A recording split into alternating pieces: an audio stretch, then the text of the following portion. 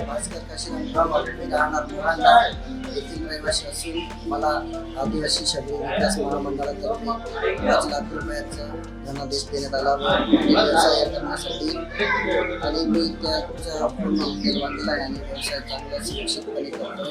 आणि आदिवासी विकास विभागाने आदिवासी सुशिक्षित बेरोजगार आहेत त्यांना अशाच प्रकारे मानधन द्यावा आणि त्यांचा व्यवसाय करण्यासाठी पैसे द्यावे आणि अशाच पद्धतीने व्यावसायिकांना पैसे द्यावे आणि त्यांची जी इच्छा आहे व्यवसाय करण्याची ती पैसे नसल्यामुळे पूर्ण होत नसते.